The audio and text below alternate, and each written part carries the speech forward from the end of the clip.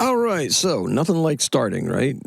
Shane here, daily-astrocat.com, your place for astrology. Let's talk about the astrology for Tuesday, and this is Tuesday, I believe it's the 17th of June. Moving right along, right? We're almost out of the Gemini season and into the Cancer season, so we're moving, right? Now, what's today? What's so special about today? I'm going to tell you what's so special about today. We've got Mars changing signs. Mars moves from Leo to Virgo today. It does so at, what time is that? Right around 4:55 in the morning, okay? Now, this is going to be a very different kind of feel to things. There's been a lot of look at me and what I can do and trying to put things out there, and maybe we haven't been too successful at it. Maybe we've been successful at it and we're going crazy. Maybe it's just that the noise is too much and we've just all went to seek shelter somewhere, right? It's a very long-range plan. There's a lot of things that we're going to come forth in with Mars in Virgo. Virgo's that point where we're going to see that eclipse. The eclipse season is going to happen when the sun is in the Virgo season. So this Mars is the first planet into it. We've got Mars as our lead planet. So what is this going to do? Well, we've got the Mars and Virgo thing that we want to talk about. We also want to talk about a sun sextile with Chiron, and that's going to be very interesting too, because that's where we're talking about health and we're talking about things that we need to be doing, right? Things that we need to be mindful of, past wounds and stuff like that. Maybe, just maybe, as a precursor to this, you may have had some discussions about previous wounds and stuff like that, where you're reluctant to talk about them. And that's quite all right, because there's some wounds that you just don't want to talk about. There's some things that you just don't feel like explaining. And it's a sensitive area, and you just don't really want to be bothered. Let's talk, and also we have our moon in Pisces. So the moon's in Pisces all day long. Look, events of the past are now going to be scrutinized in a much different light. That's because of Mars in Virgo. It's very much a scrutinizing sign, right? Virgo. Analytical, right? Analytical. Tries to be useful, tries to be of service, good with health, good with writing, good with a lot of different things. Virgo's Mercury-ruled sign, so we've got Mercury in Cancer, so we've got some watery stuff going on there. So because remember, Mars did that whole retrograde thing in Cancer and was there for a very long time. We've learned a lot about ourselves and a lot about our houses, our homes, and stuff like that. And we've been able to make some improvements. We were forced to, basically. Daily Astrocat was me personally, yes, forced to do something like that. Now, the Mars and Virgo thing is going to be very interesting because it's going to give our actions some precision, almost a surgical quality to what it is we're trying to do as we start to try to pinpoint what it is as that we're moving towards, right?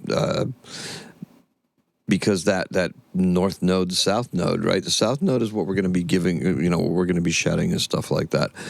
Are we going to get too precise? Are we going to get too bogged down in details to not be able to see the whole picture and to use it as a springboard to really just put ourselves out there? Could be. I mean, we don't want to get too grounded in one certain aspect of what it is that we think we're trying to be doing. Now, for all that rambling, look, commentary and everything like that's going to be much sharper. You're going to find some criticisms. You're going to find some really, you're going to find folks that are going to go out of their way to criticize a lot of different things. And it could be personal things too. Now, be used to that. Know that. That's what this astrology is for, right? It's to warn you about those things. It's to tell you about those things. It's to tell you how you may be feeling about other things as well. Now, we're entering a new chapter, of course. Okay? Memories of past wounds open us up to self-reflection, curious insights, and more. And our actions, like I said, precise, effective, and focused. And today's keyword is exactly that, precise. Now, the color is Dusty Miller's. Silvery green, right? I like that. Almost like an elven color. It always reminds me of Lord of the Rings with the boats and stuff like that, and the colors that the elves would wear. Now, the rambling professor, look, he's corrected with a few short words by the student who was asked to leave. This is the kind of action that Mars entering Virgo will elicit, right? It's going to elicit that sharp rebuke, that return, that whatever it is, right? It's not like Mars in Leo that was operating from an almost lazy place of entitlement. This is a Mars that will address some very specific questions and will be a continuation of themes that will take us back to when all the planets in Aries interacted with Pluto. Oh, we're talking about a point here, right? Yes, we are. This is where time will warp and blur as we get back to that point, this first point in Virgo, right? This is going to be very interesting. I can't wait to see what's going to happen. Now, collectively, shared faith can help us here. We're going to feel connected through silver strands that are going to take us back to our past instances and selves. For we have several, right? Even on our current timeline. This is called growth. It should be embraced and nurtured. You're not the same person you were when you were a child.